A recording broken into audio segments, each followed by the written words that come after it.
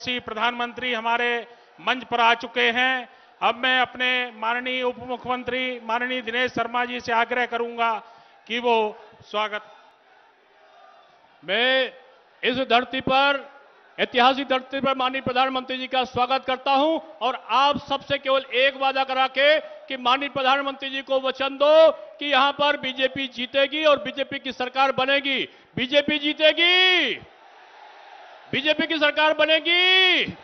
मोदी जी का सपना है कि उत्तर प्रदेश विकसित राज्य बने। बोलो, मोदी जी का सपना पूरा होगा। मैं माननीय प्रधानमंत्री जी से अनुरोध करता हूं कि हम सब का मार्गदर्शन करने का यहां पर कष्ट करें। माननीय श्री नरेंद्र मोदी जी।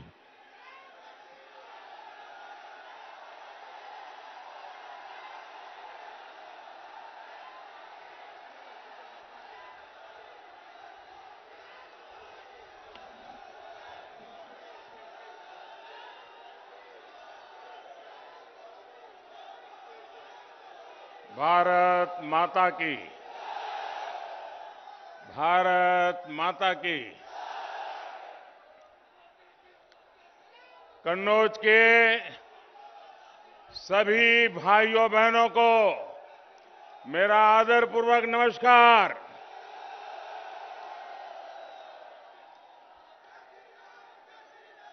आप सभी इतनी बड़ी संख्या में भारतीय जनता पार्टी को आशीर्वाद देने आए हैं। मैं आपका हृदय से बहुत बहुत आभार व्यक्त करता हूं। इटावा, औरैया और फर्रुखाबाद से भी लोग हमारे साथ जुड़े हुए हैं। इन क्षेत्र के भी सभी लोगों का मैं अभिनंदन करता हूं।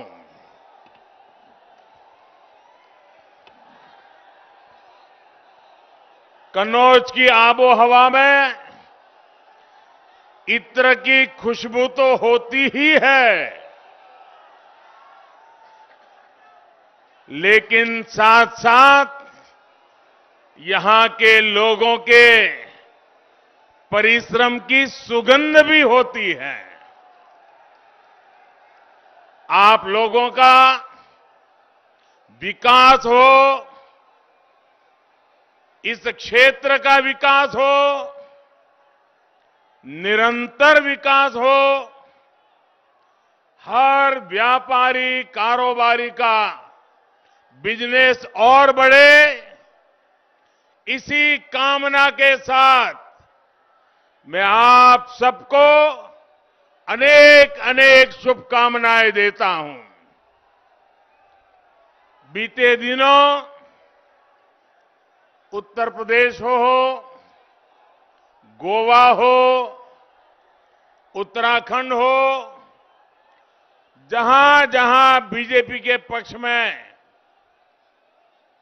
मुझे वहां कार्यक्रमों के लिए जाना हुआ, भारतीय जनता पार्टी के पक्ष में एक अभूतपूर्व लहर मैंने देखी है।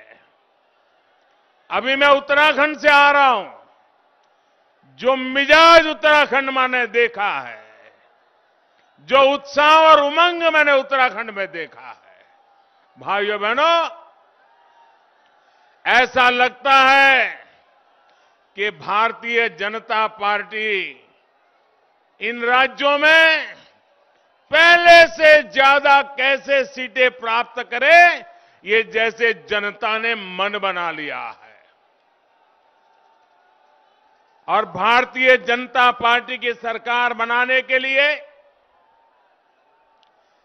आज भाजपा का कार्यकर्ता जितनी मेहनत कर रहा है, उससे ज्यादा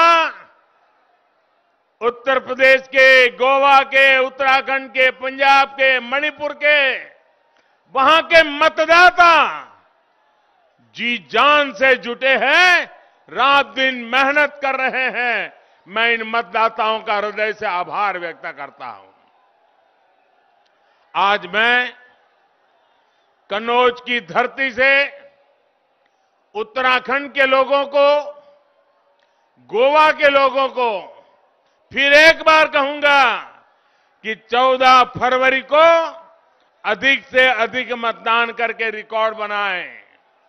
और साथियों, मैं आपसे एक बात कहूंगा, यूपी में लड़ाई इस बात की नहीं है कि किसकी सरकार बनेगी या किसकी सरकार नहीं बनेगी। पूरा यूपी जानता है, पूरा देश जानता है कि आएगी तो भाजपा ही, आएंगे तो योगी ही। और पहले चरण के चुनाव ने ये पक्का कर दिया है कि आएगी तो भाजपा ही, आएंगे तो योगी ही। बस अब मुकाबला इस बात का है कि बीजेपी की जो पूर्ण बहुमत की सरकार बनेगी, वो पहले से कितनी ज्यादा सीटें लेकर के बनेगी, इसका मुकाबला चल रहा है। और इस मुकाबले में भी आगे निकलना है। इसलिए भाजपा समर्थकों के लिए भी एक एक वोट की अहमियत है। योगी जी आज फ्रंट फुट पर जो मोर्चा संभाले हैं, तो उसके पीछे भी आपके एक एक वोट की ताकत है, आपके समर्थन की ताकत है। हमें मिलकर इस ताकत को और बढ़ाना है। भाइयों और बहनों, पहले चरण के मतदान ने एक और बात साफ की है। 2 दिन से गौर परिवारवादियों को सपने दिखना बंद हो गए हैं।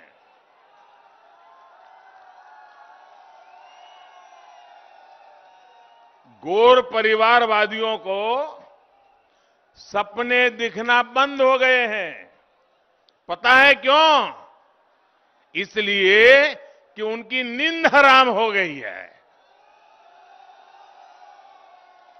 वो लोग सोच रहे थे कि जातिवाद फैलाकर, संप्रदायवाद फैलाकर वोटों को बांट देंगे। लेकिन मुझे खुशी है कि यूपी के लोग माफियावादियों, दंगावादियों के खिलाफ एकजुट होकर वोट कर रहे हैं। ये एकजुटता दंगावाद से मुक्ति के पक्ष में है। ये एकजुटता कानून व्यवस्था के पक्ष में है। ये एकजुटता महिलाओं की सुरक्षा, सम्मान और समृद्धि के पक्ष में है। यूपी के जिन क्षेत्रों में आगे के चरणों का चुनाव है, वहां के लोगों को भी मैं कहूंगा, इसी तरह एकजुट रहना है।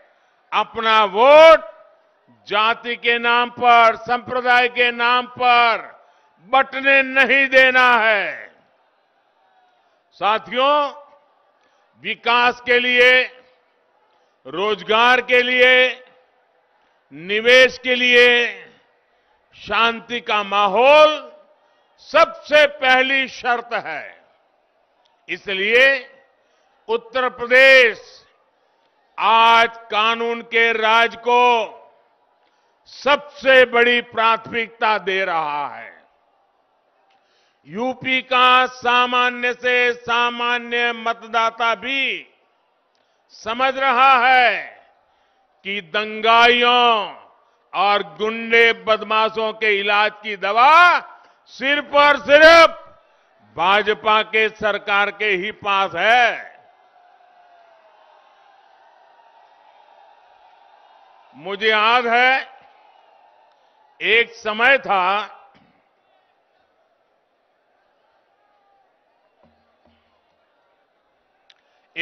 था जब गुजरात में भी ऐसी ही स्थिति थी। कांग्रेस के बरसों के शासन ने वहां ऐसी स्थितियां बना दी थी कि ना व्यापार कारोबार फलता फूलता था, न लोग सुरक्षित महसूस करते थे, और हर साल अनेक दंगे होते थे। हर बार खबरें आती थी वहां दंगा हो गया, वहां दंगा हो गया। वहां पर हर वर्ष जगन्नाथ जी पुरी में जैसे जगन्नाथ जी की रथ यात्रा निकलती है ना, वैसे अहमदाबाद में जगन्नाथ जी की रथ यात्रा निकलती है। और अनुभव यह है, पिछले बीजेपी सरकार आने से पहले 10 साल में 7 साल ऐसे जाते थे कि कोई न कोई दंगा हो जाता था। इतना ही नहीं, पतंग जगाने में दंगा, रास्ते पर आते जाते दंगा, यानी हर साल हर छोटी मोटी बात पे दंगे होते थे। और दंगों की वजह से कर्फ्यू लगता था, संपत्ति जलती थी, हत्याएं होना तो आम बात हो गई थी। लोगों को मोहल्ले के मोहल्ले खाली करके भागना पड़ता था, और इसके बाद खाली मकानों को सस्ते में खरीदकर उस इलाके की पहचान भी बदल ली जाती थी। इसी प्रकार के दुष्चक्र में गुजरात लंबे अरसे तक फंसा हुआ था। गुजरात के लोगों ने जब बीजेपी को मौका दिया तो स्थितियां बदलना शुरू हो गई। हमने सबसे बड़ी प्राथमिकता कानून व्यवस्था को दी, कानून के राज को दी।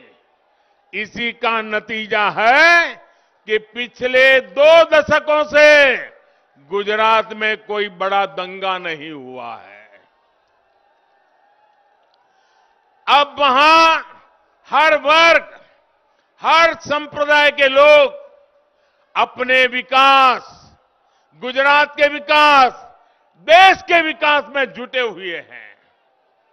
और आप देखिए, सभी के प्रयासों से गुजरात भी किस तरह विकास की नई ऊंचाइयों को छू रहा है।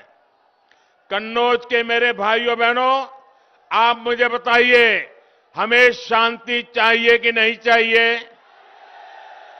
कानून का राज चाहिए कि नहीं चाहिए? दंगों से मुक्ति चाहिए कि नहीं चाहिए? गुंडागिर्दी बंद होनी चाहिए कि नहीं होनी चाहिए? माफियाशाही बंद होनी चाहिए कि नहीं होनी चाहिए? बेटियों को सम्मान की जिंदगी मिलनी चाहिए कि नहीं मिलनी चाहिए? व्यापारी सुख शांति से व्यापार करे, ऐसी स्थिति चाहिए कि नहीं चाहिए? ये काम भाजपा सरकार ही कर सकती है, योगी जी की सरकार ही कर सकती है।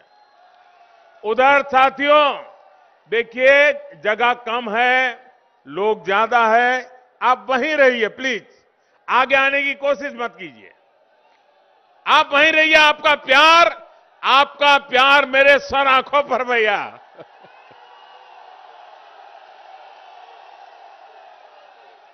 ये आपका प्यार ही है जो मुझे दिन रात काम करने के लिए दौड़ाता रहता है। आपके प्यार को 100 सलाम।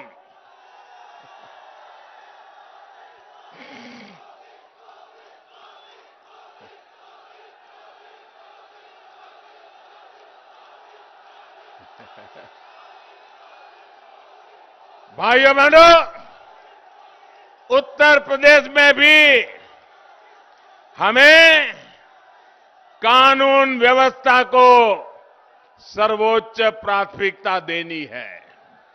योगी जी के नेतृत्व में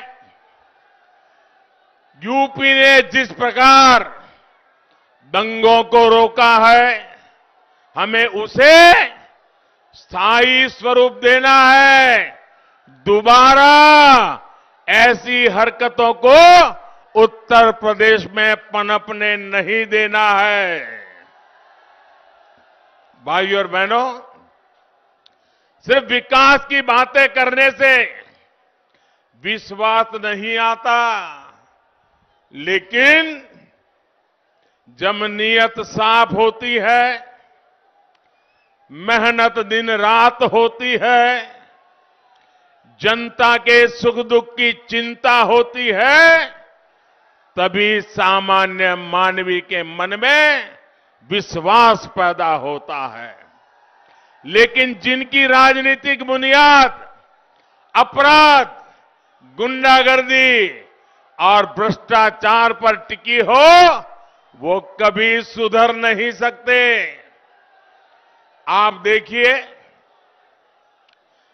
कैसे कैसे उम्मीदवारों को इन लोगों ने टिकट दिया है। इनके ज्यादातर उम्मीदवार हिस्ट्री सीटर हैं और उनकी तो हालत ऐसी है, कई लोग तो जेल से ही चुनाव लड़ रहे हैं।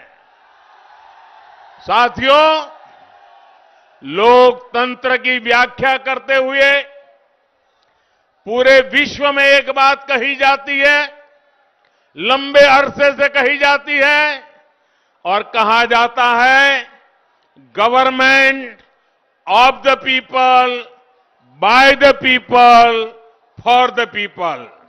यानी जनता का जनता के लिए और जनता द्वारा शासन।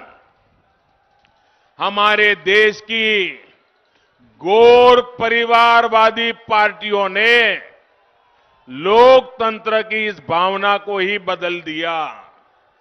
ये लोगों का मंत्र क्या बन गया है, ये लोग क्या कहते हैं, उनका सूत्र क्या है? Of the people, by the people, for the people नहीं, उनका सूत्र है परिवार का, परिवार के लिए, परिवार द्वारा शासन। Government of the family, by the family, for the family.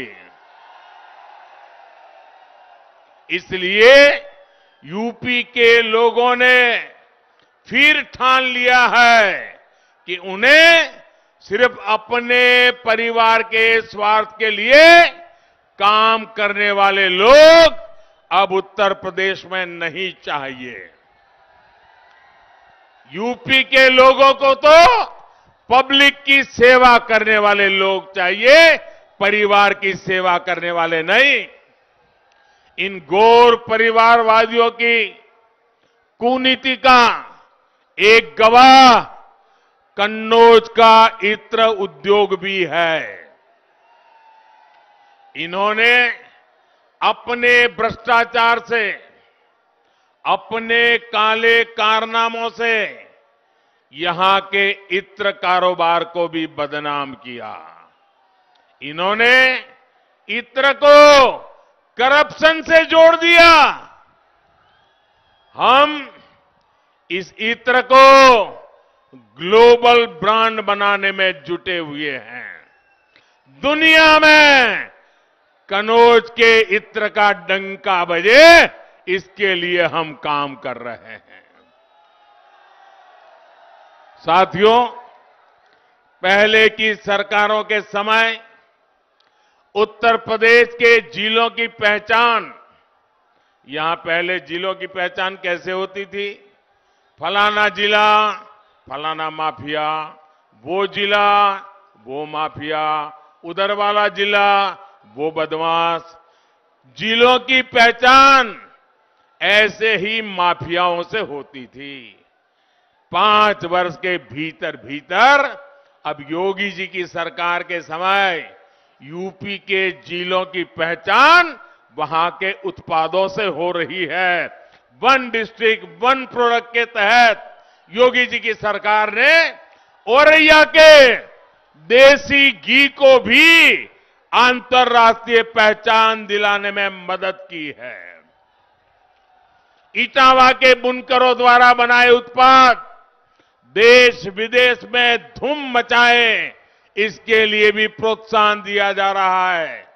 UP में ऐसे उत्पादों को अंतर्राष्ट्रीय मार्केट तक पहुंचाने के लिए भी काम हो रहा है। अब तो बुंदेलखंड एक्सप्रेसवे भी जल्द तैयार होने वाला है। इसका भी लाभ औरैया और इटावा सहित इस पूरे क्षेत्र को होने वाला है। साथियों, गांव, गरीब, किसान, पशुपालक सभी का जीवन बेहतर बनाने के लिए भी हम दिन रात काम कर रहे हैं। हमारे यहां पशुधन का क्या महत्व है, ये हमारे गोपालकों से बेहतर कौन बता सकता है। बीते वर्षों में हमारी सरकार ने गोबर धन योजना की शुरुआत की, राष्ट्रीय कामधेनु आयोग का गठन किया, डेयरी सेक्टर के इंफ्रास्ट्रक्चर के लिए हजारों करोड़ रुपए का विशेष फंड बनाया। हमने पहली बार पशुपालकों, मछली पालन से जुड़े लोगों को, उनको भी किसान क्रेडिट कार्ड की सुविधा हमारी सरकार ने दी है। साथियों, कोरोना की वजह से आज देश में लोगों के टीकाकरण की बहुत चर्चा हो रही है। कोरोना के कारण सबको पता है टीकाकरण कितना बड़ा काम होता है, कितनी मेहनत होती है, कितने लोग काम करते, सबको पता है। लेकिन एक बात मैं बताता हूं जिसकी बहुत चर्चा नहीं हो रही है, लोगों के ध्यान में भी नहीं आता है। क्यों? बात ऐसी भी है, जैसे कोरोना के समय वैक्सीन की चर्चा होती है, हमने हिंदुस्तान में आजादी के बाद पहली बार सबसे बड़ा एक काम चलाया है, वो है पशुधन की सुरक्षा के लिए। पशुओं के लिए बहुत बड़ा टीकाकरण अभियान चलाया है। आजादी के बाद पशुओं के टीकाकरण का ऐसा अभियान देश में पहली बार शुरू हुआ है। इस पर सरकार 13,000 करोड़ रुपए से ज्यादा खर्च कर रही है। पशुओं को फुट एंड माउथ डिसीज, मुंह पका और खुरपका बीमारी से निजात दिलाना हमारी प्राथमिकता है। भाई और बहनों, जो काम इनको छोटे लगते हैं, हमें उनमें गरीब की तरक्की का समाधान दिखता है। हमें उसकी चिंता थी जिसके पास या तो जमीन है ही नहीं या फिर बहुत कम है। हमें उन बहनों की चिंता थी जिनके लिए पशुपालन आत्मनिर्भरता का, आत्मसम्मान का माध्यम है। पशुपालन में जुटे एक बड़े समाज को जिसे पिछड़ा कहा गया, हमें उनकी समृद्धि, उनकी गरिमा की चिंता थी। हमें उन पशुओं की चिंता थी जिनको बेसहारा, बेआसरा छोड़ दिया जाता है। इसलिए दूध के साथ साथ और जो दूध नहीं दे पाते हैं, वो पशु का भी गोबर से भी धन कमाने के माध्यम आज हम विकसित कर रहे हैं। उत्तर प्रदेश में गोबर से बायोगैस बनाने के, जैविक खाद बनाने वाले बहुत बड़े प्लांट्स लगाए जा रहे हैं। साथियों, हमारी सरकार नेचुरल फार्मिंग को भी बढ़ावा दे रही है। ये खेती का वो तरीका है जिसमें खेती पर खर्च ना के बराबर होता है, लेकिन उत्पादन और ज्यादा होता है। इसमें भी हमारे पशुधन की भूमिका है।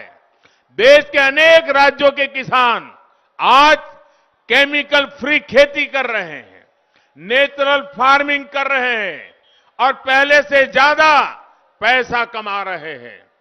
जो पशु कुछ लोगों को बोझ लगते हैं, वही पशु अब किसानों की कमाई बढ़ाने में मदद करने जा रहे हैं। अभी कुछ दिन पहले मेरी काशी से ऐसे कई किसानों से मुलाकात हुई थी। नेचुरल फार्मिंग का ये तरीका उत्तर प्रदेश के छोटे किसानों के लिए भी बहुत लाभकारी है। उनके अनुभव सुनकर के मुझे इतना आनंद आया। उन्होंने खेती में क्रांति का काम किया है। भाइयों और बहनों, कनौज को विशेष ध्यान में रखते हुए हमारी सरकार एक और अभियान चला रही है। मधुमक्खी पालन को बढ़ावा देने के लिए भाजपा सरकार ने 500 करोड़ रुपए का एक राष्ट्रीय अभियान शुरू किया है। इससे यहां के लोगों को दो तरह के लाभ मिलेंगे। एक तो मधुमक्खियों से फूलों की खेती को मदद मिलेगी, यानी एक तरह से इत्र उद्योग को सीधी मदद मिलेगी। दूसरा ये कि यहां अलग अलग फूलों के रस से बने अलग अलग सुगंध और स्वाद वाले शहद का उत्पादन संभव होगा और वो बढ़ेगा, जिसका दुनिया के बाजार में बहुत बड़ी आवश्यकता है।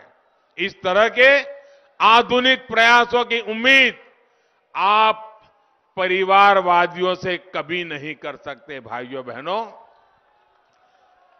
भाजपा सरकार वर्तमान के साथ ही भविष्य की चुनौतियों को देखते हुए भी निरंतर काम कर रही है।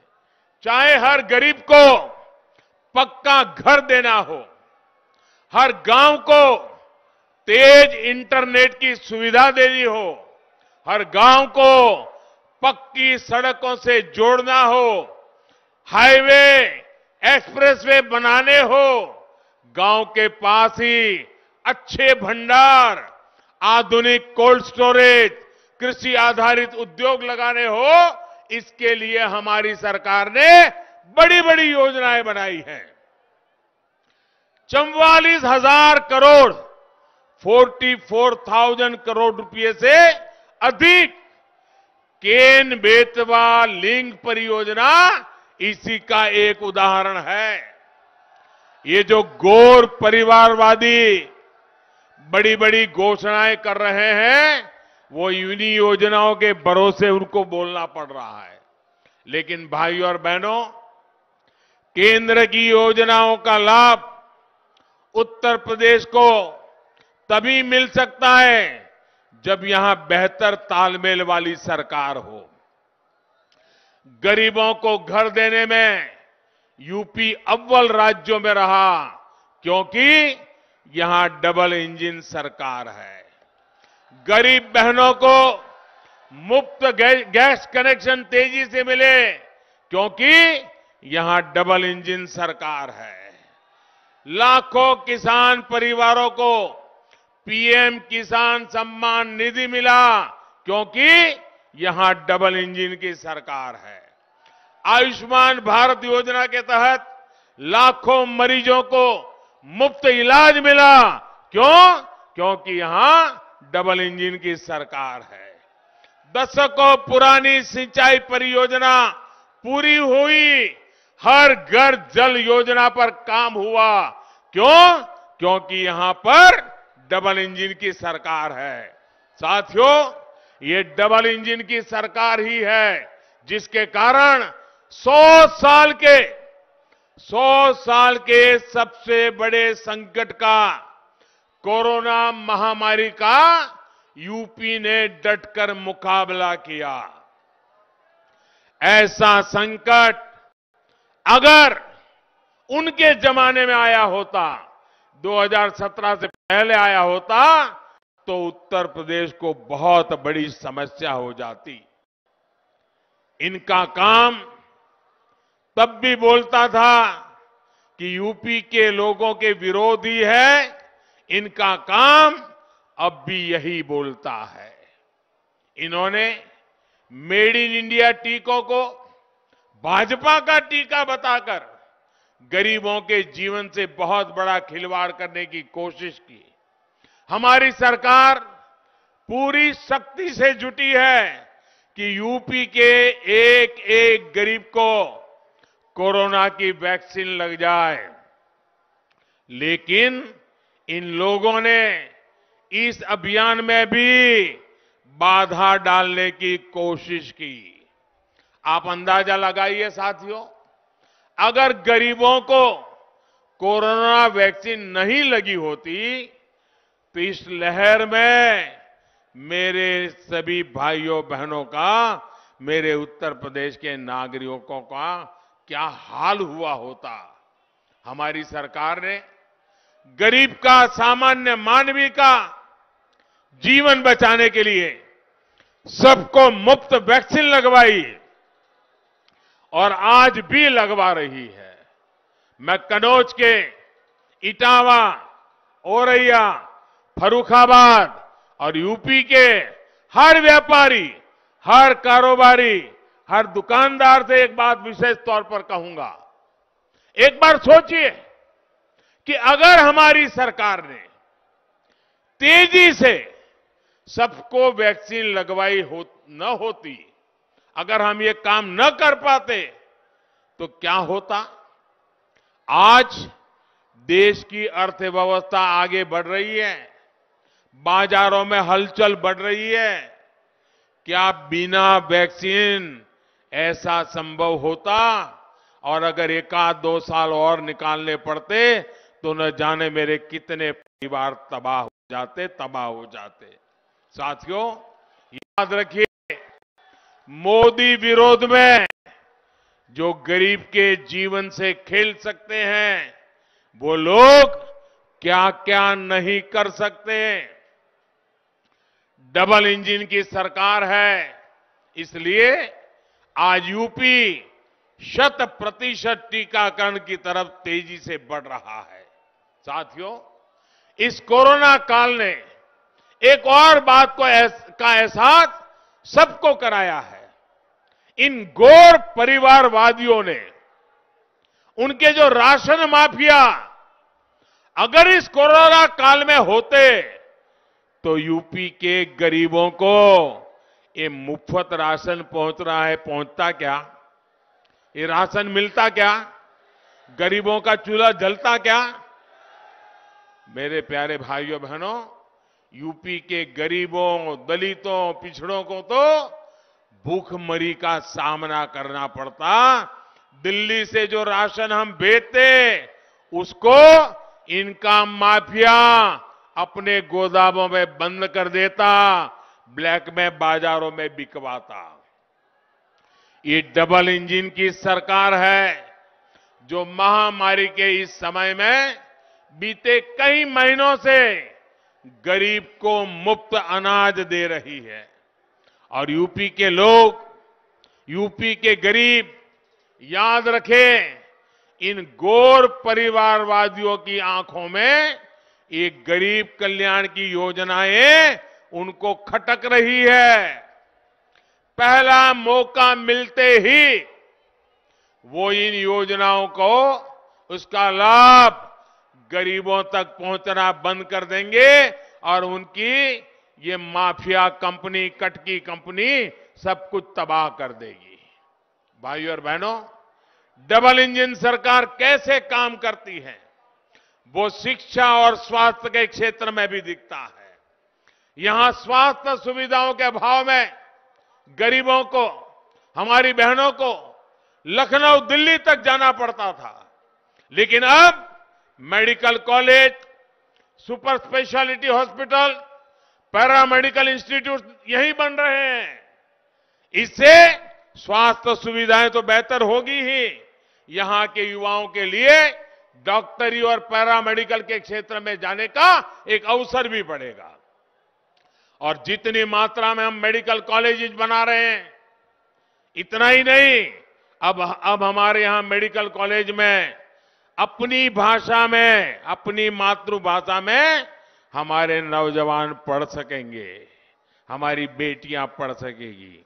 इसका मतलब ये हुआ कि जो अंग्रेजी नहीं पढ़ा है, जिसको गरीबी के कारण अंग्रेजी की शिक्षा नहीं मिली है, वो परिवार का बच्चा भी अगर उसमें दमखम है तो हिंदी में पढ़ करके भी वो डॉक्टर बनेगा और अपनी जिंदगी भी बनाएगा। भाइयों और बहनों, सबका साथ, सबका विकास क्या होता है, ये युवाओं के लिए हमारी नीति में भी दिखता है। भारतीय जनता पार्टी ने सामान्य वर्ग के गरीबों को भी 10% आरक्षण की सुविधा दी है।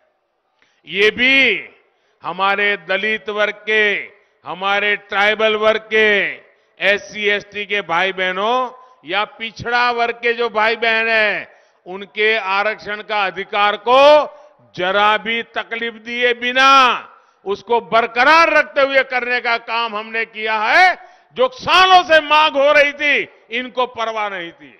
साथियों, अनुसूचित जाति, अनुसूचित जनजाति के हमारे लोकसभा और विधानसभाओं के साथियों के लिए आरक्षण को 10 साल तक और बढ़ाने का काम भी हमारी भाजपा सरकार ने किया है।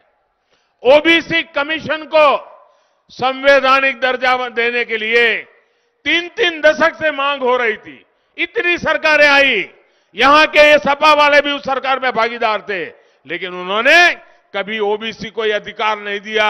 ये मोदी की सरकार आने के बाद हमने ओबीसी कमीशन को संविधान अधिकार देकर के ओबीसी की मांग को हमने पूरा किया है।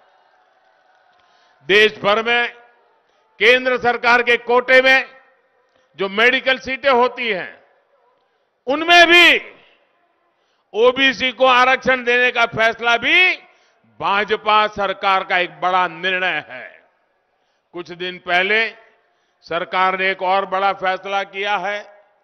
अब प्राइवेट मेडिकल कॉलेजों को भी अपनी आधी सीटें, 50% सीटों की फीस सरकारी मेडिकल कॉलेजों के बराबर रखनी होगी।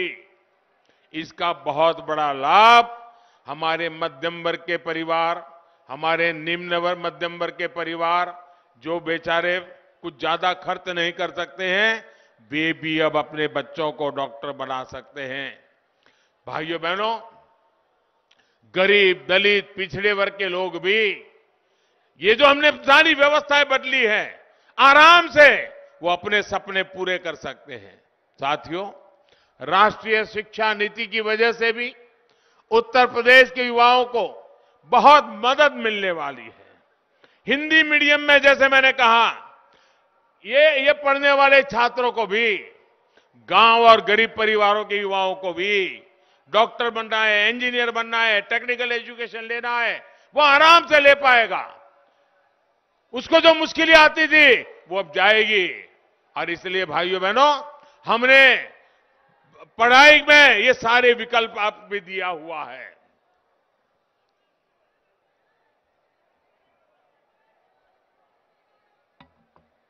साथियों, जब आप मतदान केंद्रों पर जाकर हमें अपना स्नेह, अपना आशीर्वाद देते हैं, तब हमें नए संकल्पों की शक्ति मिलती है।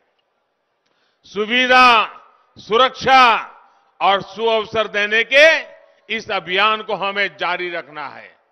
यूपी को दंगा मुक्त रखने के अभियान को हमें सशक्त करना है। हर बूथ को जगाना है, हर बूथ से लोगों को मतदान केंद्र पर लाना है। इस बार सिर्फ भाजपा को जिताना नहीं है, बल्कि बड़े मार्जिन से जिताना है। पुराने सारे रिकॉर्ड तोड़ के जिताना है। आप लोग ये काम करेंगे, घर घर जाएंगे, एक एक बूथ से अपने आसपास के लोगों को निकालेंगे, ज्यादा से ज्यादा मतदान करवाएंगे। भाइयों बहनों, ये चुनाव का समय है। मतदान के दिन पहले मतदान, फिर जलपान। इसी अपेक्षा के साथ आप सबको बहुत बहुत धन्यवाद। इस चुनाव में जो उम्मीदवार हैं, उनसे मेरा आग्रह है कि आगे आ जाइए, सारे उम्मीदवार आके खड़े हो जाएं और हमारे उप मुख्यमंत्री जी भी आ जाएं। आप सबका बहुत बहुत धन्यवाद। मेरे साथ बोलिए, भारत माता की, दोनों हाथ ऊपर करें, पूरी ताकत से बोलिए भारत माता की, भारत माता की, भारत माता की। बहुत बहुत धन्यवाद।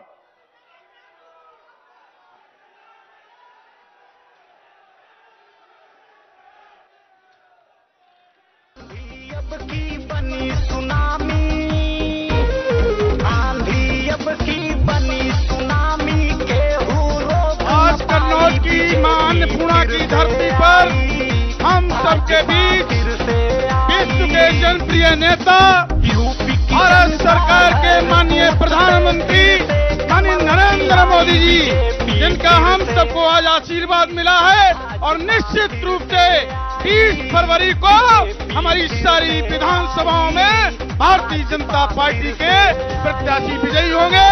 निश्चित रूप से उनका आभार व्यक्त करते हुए, हमारे मंचासीन अतिथियों का आभार व्यक्त करते हुए और यहाँ पर आई हुई देश जनता का भी आभार व्यक्त करते हुए उनका धन्यवाद देते हैं। आप सभी का बहुत बहुत धन्यवाद और इसी के साथ इस जनसभा का समापन किया जाता है।